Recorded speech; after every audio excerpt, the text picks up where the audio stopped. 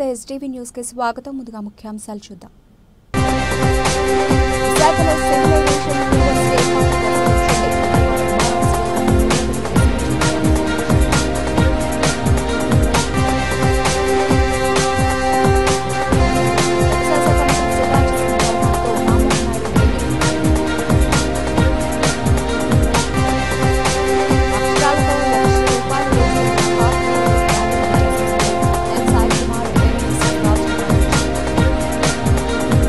రాష్ట్రంలో ఆక్వా రంగాన్ని ఆదుకునేందుకు రాష్ట్ర ప్రభుత్వం కృతనిశ్చయంతో ఉందని, అందుకు అనేక చర్యలు తీసుకుందని ఆంధ్రప్రదేశ్ రాష్ట్ర శాసనసభ ఉపసభాపతి కనుమూరు రఘు రామకృష్ణరాజు తెలిపారు.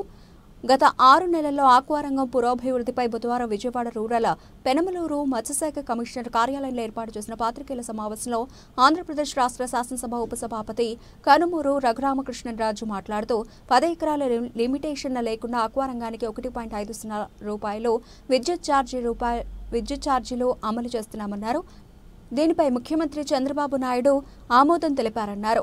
ఈ విద్యుత్ టారిఫ్ అమలు వల్ల రైతుల కల సాకారమవుతుందన్నారు. అంతేకాకుండా ఉమ్మడి వెస్ట్ గోదావరి కృష్ణా జిల్లాలో 3 లక్షల ఎకరాల వరకు ఆక్వా రంగం సాగు చేస్తున్నారన్నారు. ఆక్వా రంగానికి ఎప్పుడూ ఏదో ఒక సమస్య చుట్టుముడుతోందన్నారు.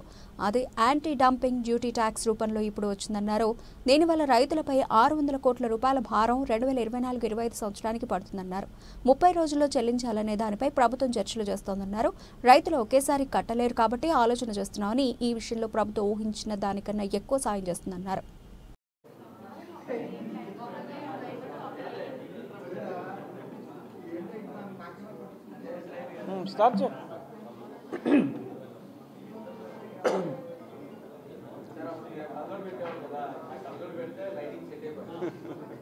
అందరికీ నమస్కారం. Very good evening. ఈరోజు ఫిషరీస్ డిపార్ట్మెంట్ నుంచి ఈరోజు ఈ ప్రెస్ మీట్ పెట్టాము. బేసిక్గా ఏంటంటే లాస్ట్ 6 months నేను కో-వైస్ చైర్మన్గా బాధ్యతలు తీసుకున్న తర్వాత ఈ 6 months ప్రోగ్రెస్ రిపోర్ట్ ఇది. సో ఈ ప్రోగ్రెస్కి అప్సడా నేను కో-వైస్ చైర్మన్ అయిన తర్వాత నాకు RRR గారు, డిప్యూటీ గౌరవనీయులు డిప్యూటీ స్పీకర్ రఘురామకృష్ణరాజు గారు, అదేవిధంగా కామినేని శ్రీనివాస్ గారు, వీళ్ళందరూ మాకు ఎంతో సహకారం ఇచ్చారు. అండ్ వాస్తవంగా చెప్పాలంటే వీళ్ళు లేకపోతే ఇంత వర్క్ కూడా జరిగేది కాదని కూడా నేను మనవి చేస్తున్నా. I'm greatly indebted to both of them for giving me confidence. And also ఇక్కడికి వచ్చి ఫిషరీస్ డిపార్ట్మెంట్కి ఆఫీసులకి 2-3 సార్లు వచ్చి ఇక్కడ మీటింగులు పెట్టి అందరూ స్టేక్ హోల్డర్స్తో మీటింగులు పెట్టి ఈరోజు ఇంత పని జరిగింది. సో నేను చెప్పేదానికన్నా దీంట్లో పూర్తిగా ఇన్వాల్వ్ అయిన RRR గారు, అదే విధంగా కామినేని గారు మాట్లాడాలని కోరుకుంటున్నాను. మనకి 3 నెలల క్రితం ఒక సంక్షోభం ఆక్వా పరిశ్రమకి ఎదురైంది. ట్రంప్ గారు కొన్ని 26% సుంకం విధించినప్పుడు ఒక్కసారి ఇండస్ట్రీ షార్టర్ అయ్యే పరిస్థితి వచ్చింది. ఆ పరిస్థితి వచ్చినప్పుడు అప్సడా, ఈ ఫిషరీస్ డిపార్ట్మెంట్, అప్సడా కలిసి మరి ఆ తర్వాత సిరీస్ ఆఫ్ మీటింగ్స్ 18 సార్లు, సగం సార్లు ఫిజికల్గా, సగం సార్లు వర్చువల్గా సమావేశాలన్నీ నిర్వహించి ఎలా ఈ సంక్షోభాన్ని ఎదుర్కోవటం, ఎలా మరి కాస్ట్ కటింగ్ ఎలా చేయాలి, ఫిష్ ఫీడ్ రేట్లు కూడా మరి ఏమైనా తగ్గించే అవకాశం ఉందా, మరి ఎప్పటి నుంచో పెండింగ్లో ఉన్న ఇన్పుట్ కాస్ట్ ఎలక్ట్రిసిటీ 10 ఎకరాల లోపు వాళ్ళకే ఉంది, 10 ఎకరాలు దాటితే ఆ రాయితీలు ప్రభుత్వం ఇస్తామని చెప్పారు, అది త్వరగా ఇవ్వాలి అని చెప్పి ఆ ఫాలోఅప్ చేయటం, ఇవన్నీ కూడా యుద్ధ ప్రాతిపదికనే అప్సడా రమణారెడ్డి గారి నిర్దేశకత్వంలో చురుగ్గా పనిచేయటం ప్రారంభించింది. చాలా వరకు సఫలీకృతులయ్యాం. ఈలోపు అది ఒక 10% అక్కడ తగ్గటం కూడా కొంత ఊరటనిచ్చింది. 4 రూపాయలు ష్రింప్. నమస్కారం. నాతో పాటు ఈ సమావేశంలో పాల్గొన్న డిప్యూటీ స్పీకర్ శ్రీ రఘురామకృష్ణరాజు గారు, అలాగే ఉత్సాహవంతుడు, చాలా చక్కగా పనిచేస్తున్న ఆనం వెంకటరమణారెడ్డి గారు, అలాగే మాజీ ఎమ్మెల్యే ఇప్పుడు ఏపీఐఏసీ చైర్మన్ రామరాజు గారు, ఇక్కడ వచ్చేసిన అందరికీ ఫిష్ కల్చర్లో ఉన్న వాళ్ళకి అలాగే పత్రికా వాళ్ళకి నమస్కారం పెడుతూ, చాలా 50 ఏళ్ళ నాడు ఆంధ్రప్రదేశ్లో స్టార్ట్ అయింది ఫిషరీస్. అంతకుముందు దేశంలో ఎక్కడా లేదు. క్యాప్టివ్ ఫిష్ ఉండేది, ఊర చెరువుల్లో పట్టుకోండి. కల్చర్ ఫిష్ అనేది మనం ఇక్కడే మొదలుపెట్టాం. అది ఇవాళ 64,000 కోట్లకి వెళ్ళింది exports. Andhra Pradesh alone tops country. డెఫినెట్గా దీంట్లో ప్రభుత్వం చేయవలసింది ప్రభుత్వం చేయాలి, అలాగే రైతులు చేయాల్సింది రైతులు చేయాలి, సైంటిస్టులు, అలాగే ఆల్ స్టేక్ హోల్డర్స్. దీంట్లో కొన్ని మనం చేయగలిగినా కొన్ని మన కంట్రోల్లో లేకపోతే రైతులకు నష్టం వస్తుంది. Fish farming is no more farming అని అంటున్నాం, కానీ ఇట్స్ లైక్ పెట్టుబడులు కానీ దాని ఇండస్ట్రియల్ లెవెల్లోకి వెళ్ళిపోయింది ఫిష్ ఫార్మింగ్ కూడా. నిజంగా మీరు వచ్చి ఒకసారి ఆ రైతు వైసీపీ ఇప్పుడు మహిళల మీద కామెంట్ చేస్తుంటే నిరసనగా మహిళలు ధర్నా చేస్తుంటే వైసీపీ నాయకులు ఆ మహిళల మీద దాడి చేశారు. దాడిలో పోలీసులు మహిళలు నిరసన తెలియజేయడానికి వెళ్తే వైసీపీ వాళ్ళు దాడి చేశారు. జగన్ వస్తున్నాడని నిరసన తెలుపుతున్నారు మహిళలు. అది తట్టుకోలేక వైసీపీ నాయకులు కానీ కార్యకర్తలు కానీ మహిళల మీద దాడి చేశారు. ఆ దాడిలో పోలీసులు కూడా గాయాలయ్యారు. ఎట్లా చూస్తారు?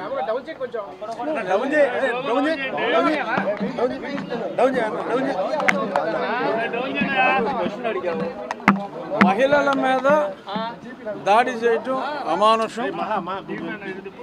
మహిళల మీద దాడి చేయటం అమానుషం. ఎందుకంటే వాళ్ళ మీద దారుణంగా దుర్భాషలాడి సాక్షి మీడియాలో, ఆ తర్వాత మరి సజ్జల రామకృష్ణారెడ్డి గారు మరి శంకరజాతువులు అన్నాడు ఆయన.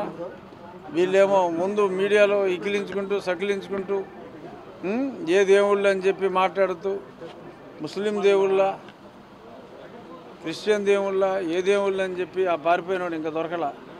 మరి అతను మరి అలా మాట్లాడటం డెఫినెట్గా మహిళల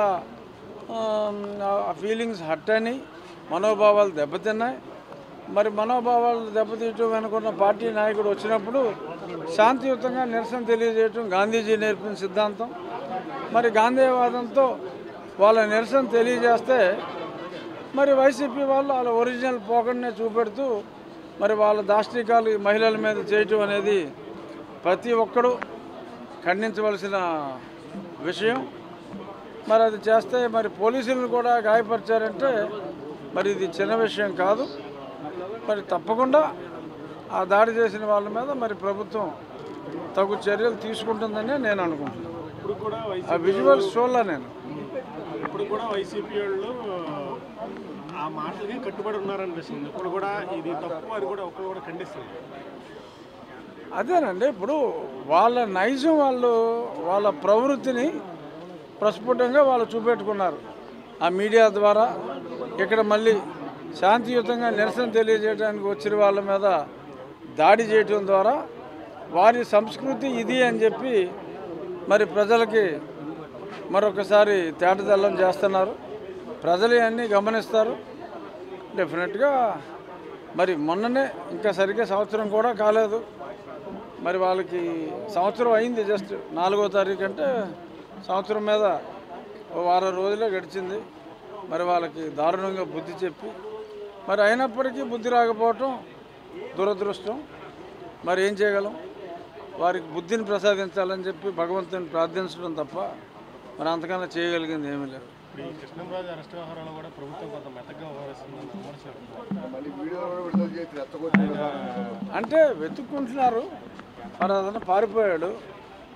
మరి డెఫినెట్గా ఇన్ని రోజులు ఇంత మోడర్న్ టెక్నాలజీ వచ్చినప్పుడు మరి అతనేమో కోర్టులో కేసులు వేసుకుంటున్నాడు. విశాఖలో సివిల్ ఏవియేషన్ యూనివర్సిటీ ఏర్పాటు పరిశీలించాలని ముఖ్యమంత్రి చంద్రబాబు నాయుడు అధికారులకు సూచించారు. విజయవాడ, విశాఖ సహా రాష్ట్రంలోని వివిధ విమానాశ్రయాల నుంచి దేశంలోని వివిధ నగరాలకు, అంతర్జాతీయ నగరాలకు కనెక్టివిటీ విషయంలోనూ శ్రద్ధ పెట్టాలని సీఎం సూచించారు. విజయవాడ అంతర్జాతీయ విమానాశ్రయ టెర్మినల్ భవనాల నిర్మాణ పురోగతిపై బుధవారం సచివాలయంలో సీఎం సమీక్ష నిర్వహించారు. ఈ సమీక్షకు కేంద్ర పౌర విమానయాన శాఖ మంత్రి కె రామ్మోహన్ నాయుడు, ఆ శాఖ ఉన్నతాధికారులు, airport authority of India chairman virtual గా హాజరయ్యారు. విజయవాడ అంతర్జాతీయ విమానాశ్రయ టెర్మినల్ భవన నిర్మాణం డిజైన్లు అత్యంత ఆకర్షణీయంగా విభిన్నంగా ఉండాలని ముఖ్యమంత్రి అధికారులకు సూచించారు. సమీక్షలో ఆయన ఈ అంశాలపై ఎయిర్పోర్ట్ అధికారులకు దిశానిర్దేశం చేశారు. టెర్మినల్ బిల్డింగ్ నిర్మాణం, జాతీయ రహదారిని అనుసంధానించేలా ర్యాంప్ నిర్మాణం తదితర అంశాలపై ముఖ్యమంత్రి స్పష్టమైన ఆదేశాలు ఇచ్చారు. టెర్మినల్ భవనం ఎలివేషన్, డిపార్చర్, అరైవల్ బ్లాక్లు, ప్రయాణికుల లాంజ్లు ఇలా వేర్వేరు ప్రాంతాల్లో ఆంధ్రప్రదేశ్ సంస్కృతి సంప్రదాయాలు ఉట్టిపడేలా డిజైన్లు ఉండాలని ముఖ్యమంత్రి స్పష్టం చేశారు. రియల్ టైమ్ గవర్నెన్స్ సొసైటీ పనితీరు ఆదర్శప్రాయంగా ఉందని హిమాచల్ ప్రదేశ్ రాష్ట్ర ప్రభుత్వ ప్రధాన కార్యదర్శి ప్రబోధ్ సక్సేనా కొనియాడారు. బుధవారం ఆయన సచివాలయంలోని ఆర్టీజీఎస్ కమాండ్ కంట్రోల్ కేంద్రాన్ని సందర్శించారు. ఆర్టీజీఎస్ సీఈఓ ప్రఖర్ జైన్ ఆనెకు సాదర స్వాగతం పలికి ఆర్టీజీఎస్ పనిచేస్తున్న తీరు గురించి వివరించారు. విజనరీ ముఖ్యమంత్రి నారా చంద్రబాబు నాయుడు వినూత్న ఆలోచనల నుంచి ఆర్టీజీఎస్ అనే వ్యవస్థ ఏర్పాటైందన్నారు. దేశంలో ఇలాంటి వ్యవస్థను కలిగి మొట్టమొదటి రాష్ట్రం ఆంధ్రప్రదేశ్ ప్రభుత్వం. ప్రజలకు ప్రభుత్వానికి మధ్య ఒక చక్కటి వారధిలా ఆర్టీజీఎస్ పనిచేస్తోందన్నారు. ప్రభుత్వ పథకాల అమలు తీరు, ప్రభుత్వ కార్యక్రమాల ఫలాలు ప్రజలకు ఎలాంటి అంతరాయం లేకుండా అందేలా ఆర్టీజీఎస్ ప్రభుత్వ శాఖలకు అందిస్తున్న సాంకేతిక తోడ్పాటు గురించి తెలియజేశారు. అన్ని ప్రభుత్వ శాఖల్లో ఉన్న డాటాను అనుసంధానం చేసి ఒక పెద్ద డేటా లేక్ను ఆర్టీజీఎస్ రూపొందిస్తోందని, దీనివల్ల ప్రభుత్వ కార్యకలాపాలు సజావుగా సాగడానికి రియల్ టైమ్ డేటా అందుబాటులోకి ఉంటుందన్నారు. అవేర్ విభాగం ద్వారా ప్రజలకు వాతావరణం గురించిన సమాచారాన్ని రియల్ టైంలో అందజేస్తున్నామన్నారు. ఈ కార్యక్రమంలో ఆర్థిక శాఖ అదనపు కార్యదర్శి J Nivas, RTGS deputy CEO M Madhuri తదితరులు పాల్గొన్నారు.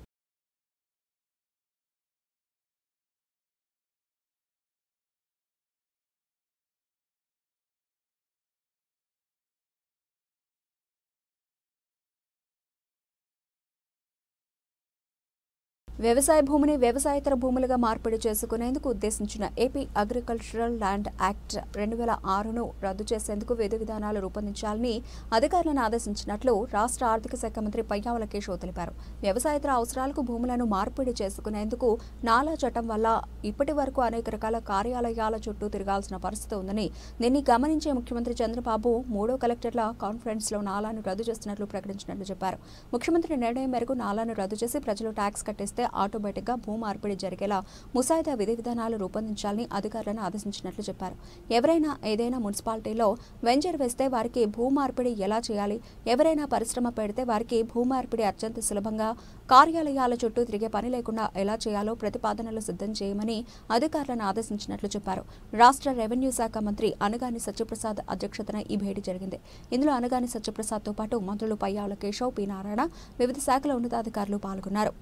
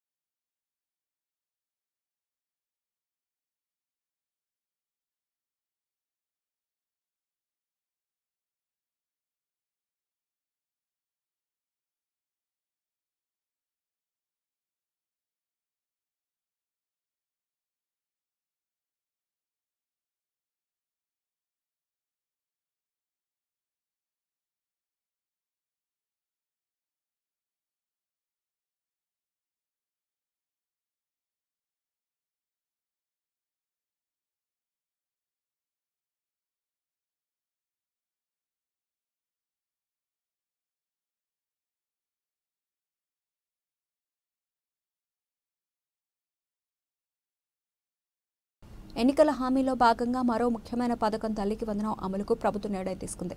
బుధవారం సచివాలయంలో పథకం అమలు విధి విధానాలపై సీఎం చంద్రబాబు, మంత్రి లోకేష్, పయ్యావుల కేశవ్ అధికారులతో సచివాలయంలో సమీక్షించారు. కూటమి ప్రభుత్వం ఏర్పడి ఏడాది అవుతున్న సందర్భంగా రేపే తల్లులకు కానుకగా పథకాన్ని అమలు చేస్తున్నట్లు సీఎం తెలిపారు. అర్హులైన విద్యార్థుల ప్రతి తల్లి ఖాతాలో తల్లికి వందనం నిధులను జమ చేయాలని సీఎం ఆదేశించారు. పాఠశాలలు తెరిచేలోగా పథకం అమలు చేస్తామని గతంలోనే సీఎం చంద్రబాబు ప్రకటించారు. దీనికి అనుగుణంగా తల్లికి వందనం పథకం అమలుకు గ్రీన్ సిగ్నల్ ఇచ్చారు. సమీక్షలో విద్యాశాఖ మంత్రి నారా లోకేష్ మాట్లాడుతూ అర్హులైన విద్యార్థులకు ఇప్పటికీ గుర్తించామని అన్నారు. పథకాన్ని ఎలా అమలు చేయబోతున్నామనే విషయాన్ని సమీక్షలో వివరించారు. ఇక పథకం అమలుకు అవసరమైన నిధుల లభ్యత విషయంలో ఎలాంటి ఇబ్బందులు రాకుండా చూసుకోవాలని ఆర్థిక మంత్రి పయ్యావుల కేశవ్కు సీఎం చంద్రబాబు సూచించారు. రాష్ట్రంలో 67,27,164 మంది విద్యార్థులకు తల్లికి వందనం కింద రేపు నగదును ఖాతాలో ప్రభుత్వం జమ చేయనుంది. ఇందుకు అనుగుణంగా 8,745 కోట్ల రూపాయలను ప్రభుత్వం విడుదల చేసింది. గుర్తించిన విద్యార్థులతో పాటు 1వ తరగతిలో అడ్మిషన్ పొందే పిల్లలు, ఇంటర్ ఫస్ట్ ఇయర్లో చేరే విద్యార్థులకు పథకాన్ని ప్రభుత్వం అమలు చేయనుంది. వీరికి సంబంధించిన వివరాలు అందగానే తల్లుల ఖాతాల్లో నిధులు జమ కానున్నాయి.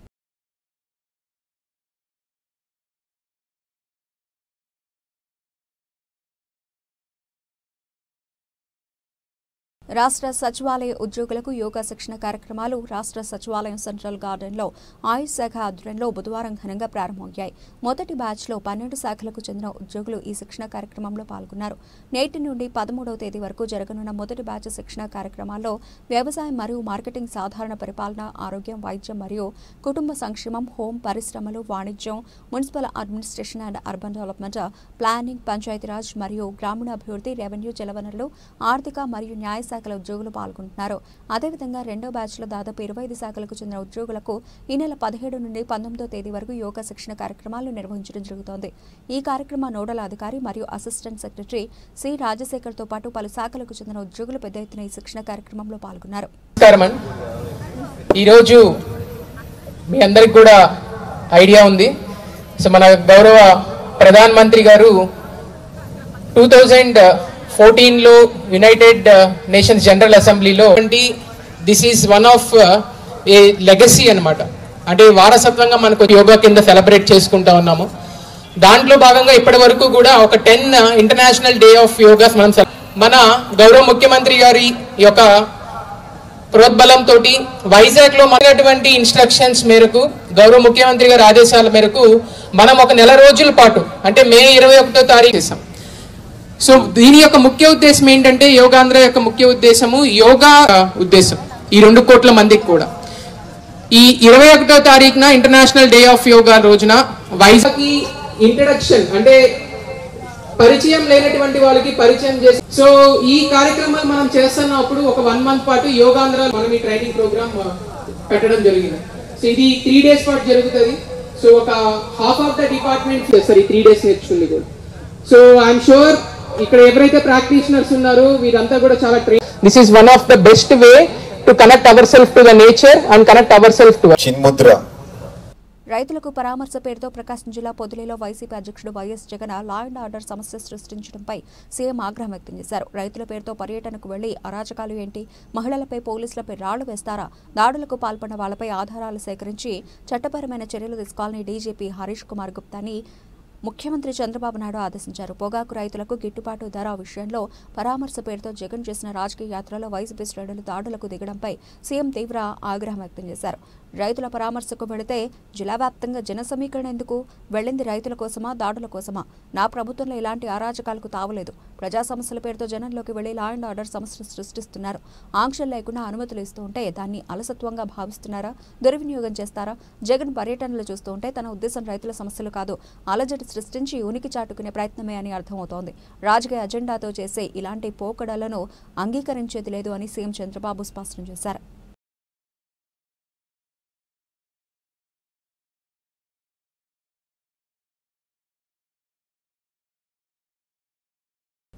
ఈరోజు ఢిల్లీలో కేంద్ర మంత్రి రామ్మోహన్ నాయుడు, వ్యవసాయ శాఖ మంత్రి శివరాజ్ సింగ్ చౌహాన్తో రాష్ట్ర రైతుల సమస్యలు చర్చించేందుకు ప్రత్యేకంగా భేటీ అయ్యారు.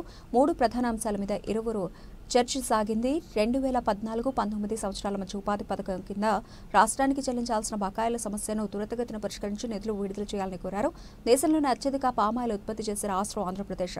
కేంద్ర ప్రభుత్వం క్రూడ్ ఆయిల్పై దిగుమతి సుంకం 20% నుండి 10% తగ్గించడం వల్ల దేశీయంగా పంట ఉత్పత్తి చేస్తున్న రైతులు మార్కెట్ హెచ్చుతగ్గుల వల్ల నష్టపోతారని, ఆ సుంకాన్ని పాత రేటు ప్రకారం కొనసాగించాలని కోరారు. అలాగే జాతీయ వ్యవసాయ corporation marketing federation of India సంస్థ ద్వారా సేకరించి పప్పు దినుసులు ముఖ్యంగా రెడ్ గ్రామ్ గడువు ఈ నెల జూన్ 15తో ముగియనుందని, రైతుల సౌకర్య దృష్ట్యా సేకరణ గడువు మరింత పెంచాల్సిందిగా కోరారు. వ్యవసాయ శాఖ మంత్రి శివరాజ్ చౌహాన్ సానుకూలంగా స్పందించి త్వరితగతిన సమస్యలు పరిష్కరిస్తారని హామీ ఇచ్చినట్లు కేంద్ర మంత్రి తెలిపారు.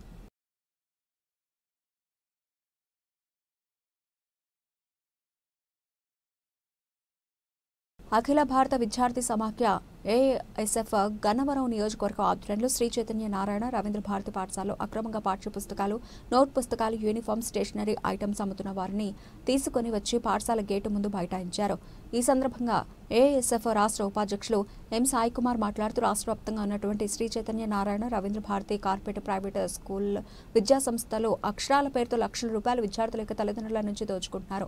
తరచుగా అంతేకాకుండా 15,000 నుంచి 35,000 రూపాయల వరకు పాఠ్య పుస్తకాలు, యూనిఫామ్ పేరుతో వారి యొక్క కళాశాల, పాఠశాల పేర్లు ముద్రించి అమ్ముతున్నారు. ఇలా తరచుగా జరుగుతున్నటువంటి పాఠశాల, కళాశాలలపైన ఎటువంటి విద్యాశాఖ అధికారులు కానీ, రాష్ట్ర ప్రభుత్వం కానీ ఇప్పటివరకు జోక్యం చేసుకోకుండా నిద్రిస్తున్నారు. కావున ఇప్పటికైనా విద్యాశాఖ అధికారులు మరియు ముఖ్యంగా విద్యాశాఖ మంత్రి నారా లోకేష్ స్పందించకపోతే ఏఎస్ఎఫ్ ఆంధ్రప్రదేశ్ రాష్ట్ర సమితిగా రాష్ట్ర వ్యాప్తంగా కార్పొరేట్, ప్రైవేటు విద్యా సంస్థలపైన ప్రత్యక్ష ఆందోళన కార్యక్రమానికి శ్రీకారం చుడతాం. ఈ కార్యక్రమంలో ASF Krishna district secretary Sadiq Babu, Gannavaram నియోజకవర్గ కార్యదర్శి సిద్ధు నాయకులు, ప్రిన్స్, రోహిత్, అవినాష్, హుస్సేన్, మణికంఠ తదితరులు పాల్గొన్నారు.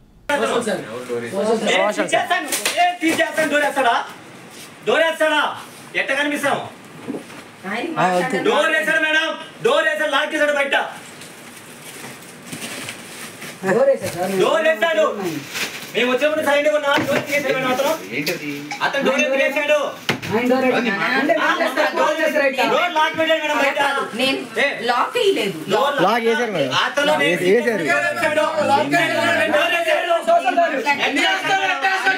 నేను మాట్లాడాను కదా, నేను మాట్లాడానా లేదా? పద్ధతి కాదు కదా. చెప్పండి మేడం, స్టాఫ్ సరిగా పెట్టుకోండి సార్. ఇష్టం వచ్చినట్టు బిహేవ్ చేసేవాళ్ళని ఎంత కనిపిస్తారు వాళ్ళకి? డోర్ అతను డోర్ వేస్తాడు, ఇతను బస్సు ఎక్కిస్తాడు అంటాడు. అంటే అవులేగా ఉందా? అంటే చేయలేము ఏంటి? చేసి చూపిస్తాం, చేయమంటారా?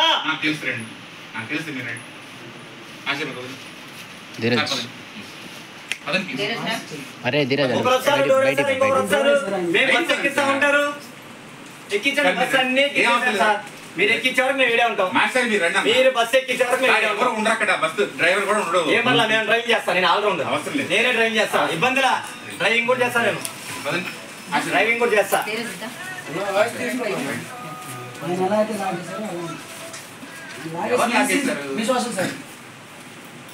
ఏం లాగేస్తారు? ఎక్కడ లాగేస్తారు? డోర్ లాగేస్తారు. మేమైతే కదలమైనండి. ఈ బుక్స్ అన్ని బస్సులో ఎక్కాలి. ఒకరు వస్తారు బస్సు డోర్ వేస్తారు, ఇంకొకరు వస్తారు బస్సు ఎక్కిస్తారు అంటారు. అంటే మా వల్ల కాదు.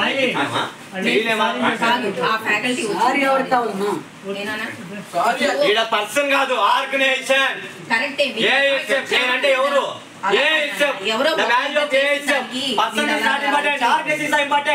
ASF is fighting for the students, fighting for the welfare. We respect you, but we are not requesting respect. We are expecting something. We understand. The way of behaving, the way of communication, the way of treating is the way of knowing the lecturer. Please ring. ఇదేనా మీరు నేర్పించే సంస్కారం పిల్లలకి బయట? పిల్లలతో కూడా అట్టనే మాట్లాడతారా? మాతో ఇలా మాట్లాడారండి. సార్ చెప్పండి, మీరు బస్ ఎక్కించండి, బస్ ఎక్కించండి, బస్ ఎక్కించండి, బస్ ఎక్కించండి, అన్ని బస్ ఎక్కించండి, బస్ ఎక్కించండి. ఎక్కించండి, బస్ ఎక్కించండి, అన్ని బస్ ఎక్కించండి, కూర్చోబెట్టి బస్ ఎక్కించండి. మీరు ఎక్కిస్తారా ఈరోజు గన్నవరంలో దేనికైనా సరే కానీ బస్ ఎక్కిస్తారా? నన్ను ఎక్కించమంటారా? మీ సార్ బస్సులో బుక్స్ ఎక్కిస్తానన్నాడు. ఎవరన్నాడు? ఎక్కిస్తానన్నాడు. ఏం ఎక్కిస్తారు కానీ రండి అట్లా కాదు. ఏం ఎక్కిస్తారు? బుక్స్ మేము అడిగే మిమ్మల్ని ఎక్కించమని బుక్స్ ఎక్కించండి. బుక్స్ ఎక్కించమని లేదు. అస్సలు బోరింగ్ ఉంది పొద్దు నుంచి నాకు ఎక్కడ కూడా అసలు ఫుల్. ఎం సాయి కుమార్, ఏఐఎస్ఎఫ్ రాష్ట్ర ఉపాధ్యక్షులు. కృష్ణా జిల్లా గన్నవరంలో ఉన్నటువంటి నారాయణ విద్యా సంస్థలు పాఠశాలలో ఈరోజు వేలకు వేలు దోచుకోవడానికి విద్యార్థుల దగ్గర నుంచి వారి తల్లిదండ్రుల నుంచి పాఠ్య పుస్తకాల పేరుతోనూ నోట్ పుస్తకాల పేరుతోనూ అదేవిధంగా యూనిఫామ్లు, షర్ట్లు, టీ షర్ట్లు, బెల్ట్లు, ప్యాంట్లు ఇట్లన్నిటి కూడా ఈరోజు వేలకు వేలు 12,000 నుంచి 25,000, 30,000 వరకు ఈ యొక్క స్టేషనరీ ఐటమ్స్తోనే పిల్లల దగ్గర నుంచి దోచుకోవడానికి ఈరోజు కార్పొరేట్ విద్యా సంస్థలు పడగలెత్తున్నాయి. అందులో భాగంగా నారాయణ విద్యా సంస్థలు కూడా అమ్ముతుంటే వారు లోపల దావపెట్టి అమ్ముతున్నటువంటి తరుణాన్ని మేము వెలుగులో తీసుకొచ్చి ఈరోజు మొత్తం కూడా ఈ దోపిడీని అరికట్టాలని చెప్పి ఏఐఎస్ఎఫ్ రాష్ట్ర సమితి నుంచి ఈ కృష్ణా జిల్లా సమితి నుంచి కూడా విద్యాశాఖ అధికారులని కోరుతున్నాం. ఇప్పటికైనా విద్యాశాఖ అధికారులు స్పందించకపోతే ప్రత్యక్ష ఆందోళన కార్యక్రమాలకి ఈ కొనసాగుతూనే ఉంటాయని చెప్పి ఈ సందర్భంగా తెలియజేస్తున్నాం. కర్నూలు జిల్లా YS Sharmila Reddy APCC chief Chandrababu సీఎంగా బాధ్యత చేపట్టి రేపటికి ఏడాది. ఎన్నికల ముందు ఎన్నో వాగ్దానాలు చేశారు. సూపర్ 6 అంటూ ఊదరగొట్టారు. అధికారం ఇస్తే అమలు చేస్తానని నమ్మించారు. చంద్రబాబు ఏడాది పాలన అంతా మోసం. సూపర్ 6 సూపర్ ఫ్లాప్ అయినా చంద్రబాబు సమాధానం చెప్పాలి. ఏడాది గడిచినా ఇచ్చిన హామీలు ఎందుకు అమలు చేయలేదో ప్రజలకు చెప్పాలి. 3,000 నిరుద్యోగ భృతి అంటూ మోసం చేశారు. 20 లక్షల ఉద్యోగాలు అంటూ కల్పిస్తామన్నారు. ఏడాదిలో ఎన్ని ఉద్యోగాలు ఇచ్చారు? ఎంతమందికి భృతి ఇచ్చారు? రైతులకు ఏడాదికి 20,000 రూపాయలు ఇస్తా అన్నారు. రైతులను ఆదుకునేది కూటమి ప్రభుత్వం అని చెప్పారు. కరెంటు ఛార్జీలు 2 సార్లు పెంచి 17,000 కోట్ల రూపాయలు భారం వేశారు. చంద్రబాబు ఏడాది పాలన మొత్తం 3D గ్రాఫిక్స్. మీరు వాగ్దానాన్ని నిలబెట్టుకునే ఉద్దేశం ఏమైనా ఉందా? రేపు ఏడాది పాలన సందర్భంగా చంద్రబాబు ప్రజలకు సమాధానం చెప్పాలని కోరారు. రేపు చంద్రబాబు గారు సంవత్సరం రోజులు గవర్నమెంట్ ఫామ్ అయి సంవత్సరం రోజులు పూర్తి చేసుకోబోతున్నారు చంద్రబాబు గారు. చంద్రబాబు గారిని సూటిగా ప్రశ్నిస్తున్నాం. చంద్రబాబు గారు, మీరు ముఖ్యమంత్రి కావడానికి ఎన్నో వాగ్దానాలు చేశారు. మేనిఫెస్టోలో ఎన్నో అంశాలను పెట్టారు. సూపర్ 6 మరి ముఖ్యంగా ప్రతి సభలోనూ ఊదరగొట్టారు. సూపర్ 6 నేను అమలు చేస్తానని ప్రజలందరినీ నమ్మబలికించారు. మరి ఈరోజు సంవత్సరం రోజులు అయిపోయింది. సూపర్ 6 ఏమైంది చంద్రబాబు గారు అని కాంగ్రెస్ పార్టీ ప్రశ్నిస్తుంది. సూపర్ 6 సూపర్ ఫ్లాపేనా? Super 6 super ఫ్లాపేనా?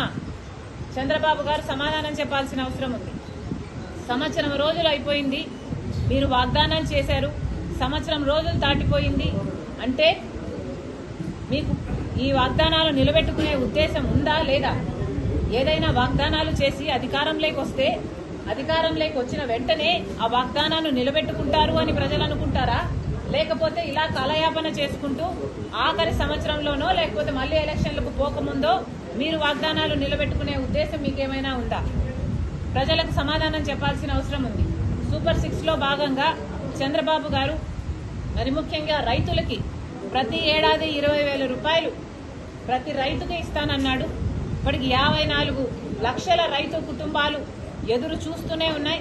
ఇంతవరకు రైతులకు ఇచ్చింది లేదు చంద్రబాబు గారు. రైతులను మోసమే చేశారు సంవత్సర కాలం పాటు రైతు భరోసా పథకం కింద. అంతేకాదు తల్లికి వందనం అనే పథకం ప్రతి బిడ్డకు 15,000 రూపాయలు ఇస్తానన్నాడు చంద్రబాబు గారు. ఎంతమంది బిడ్డలుంటే అంతమందికి ఇస్తానన్నాడు చంద్రబాబు గారు. ఒకరుంటే ఒకరికి, ఇద్దరుంటే ఇద్దరికి, ముగ్గురుంటే ముగ్గురికి, నలుగురుంటే ఏకంగా 60,000 రూపాయలు ఇస్తానన్నాడు చంద్రబాబు గారు. ఇది నేను చెప్తున్న మాట కాదు. చంద్రబాబు గారు ఎన్నికల సమయంలో ఆయన మాట్లాడిన మాటలు ఇవి. మరి 4 బిడ్డలుంటే 60,000 ఇస్తానన్న చంద్రబాబు గారు ఒక్క బిడ్డకైనా కూడా కనీసం ఒక్క బిడ్డ వేసుకున్నా కూడా 84 లక్షల మంది తల్లులు ఎదురు చూస్తున్నారు. ఒక్క బిడ్డకి వేసుకున్నా కుటుంబంలో ఒక్క బిడ్డకి ఇచ్చినా 15,000 రూపాయలు. మరి చంద్రబాబు గారు ఇంతవరకు ఒక్క తల్లికి కూడా తల్లికి వందనం పథకం కింద ఒక్కరికి కూడా ఇచ్చింది లేదు. సూపర్ 6లో భాగంగా తల్లికి వందనం పథకం మీద కూడా చంద్రబాబు గారు మోసమే చేశారు. నిరుద్యోగుల కోసం 3,000 రూపాయలు నిరుద్యోగ భృతి ఇస్తానన్నాడు చంద్రబాబు గారు. దాదాపు 50 లక్షల మంది బిడ్డలు ఉద్యోగాలు రాక ఇంతవరకు ఎదురు చూస్తూనే ఉన్నారు. ఇప్పటికీ కూడా చంద్రబాబు గారు అరచేతిలో వైకుంఠం అన్నట్టు 3D గ్రాఫిక్స్ లో సినిమాలు చూపిస్తున్నారు, మంచి మంచి మాటలు చెప్తున్నారు. కానీ బిడ్డలకు ఉద్యోగాలు అయితే ఇంతవరకు వచ్చింది లేదు. కాబట్టి నిరుద్యోగ భృతైనా ఇవ్వాల్సిన అవసరం ఉంది. గత ఎన్నికల్లో కూడా చంద్రబాబు గారు ఇదే వాగ్దానం చేశారు. కానీ నిరుద్యోగ భృతి అప్పుడు కూడా ఇవ్వలేదు. ఇప్పుడు కూడా ఈ 5 సంవత్సరాలు కూడా ఇలాగే కాలయాపన చేసి నిరుద్యోగ భృతి ఎగ్గొట్టే ఉద్దేశమే చంద్రబాబుకు ఉన్నట్టు మాకు అనిపిస్తుంది. సూపర్ 6 సూపర్ ఫ్లాపేనా అని మాకు అనిపిస్తుంది. మేము అందుకనే చంద్రబాబు గారిని ప్రశ్నిస్తున్నాం. మహిళలకు ఉచిత బస్సు అన్నాడు చంద్రబాబు గారు. ఉచిత బస్సు అతి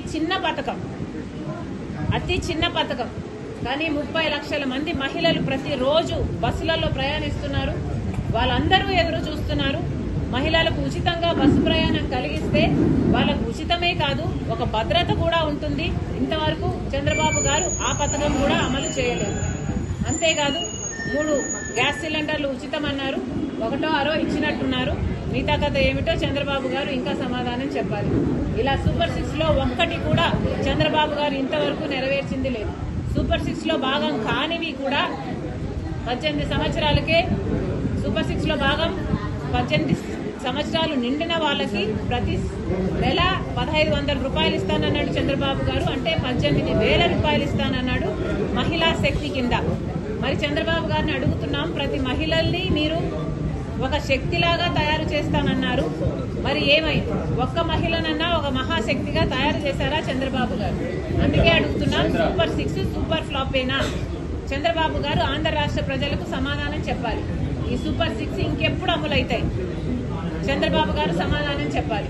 ఇవే కాదు, 50 ఏళ్లకే ఎస్సీ ఎస్టీ బీసీ మైనారిటీ మహిళలకు 50 ఏళ్లకే పెన్షన్లు ఇస్తానన్నాడు చంద్రబాబు గారు. వాటి గురించి మాట్లాడటం లేదు. అధికారంలోకి రాకముందు చంద్రబాబు గారు ఎన్నికలప్పుడు కరెంటు ఛార్జీలు మేము పెంచబోము అని చెప్తూ వీలైతే 30% తగ్గిస్తామని చెప్పిన చంద్రబాబు గారు ఇప్పటికే 2 సార్లు కరెంటు ఛార్జీలు బిల్లులు పెంచారు. ఒకసారి 6,000 కోట్ల రూపాయలు, ఇంకోసారి 11,000 కోట్ల రూపాయలు, మొత్తానికి 17,000 కోట్ల రూపాయలని జనం నెత్తిన చంద్రబాబు గారు మోపడం జరిగింది. అంతకుముందు జగన్మోహన్ రెడ్డి గారు 32,000 కోట్ల రూపాయలు 5 సంవత్సరాలలో కరెంటు బిల్లుల మీద అదనంగా ఛార్జీల కింద వసూలు చేస్తే చంద్రబాబు గారు 1 సంవత్సరంలోనే 17,000 కోట్ల రూపాయలు జనాల నెత్తిన మోపడం జరిగింది. మరి ఇది భావ్యమేనా అని అడుగుతున్నాం చంద్రబాబు గారికి. ఒకసారి ఆలోచన చేసుకోవాలి, పరిశీలన చేసుకోవాలి. ప్రజలు ఎదురు చూస్తున్నారు. సూపర్ 6 సూపర్ ఫ్లాపేనా అని ప్రతిపక్షాలు అడుగుతున్నాయి. చంద్రబాబు గారు సమాధానం చెప్పాల్సిన అవసరం ఉంది. బులెటిన్ ముగించే ముందు హెడ్లైన్స్ మరోసారి.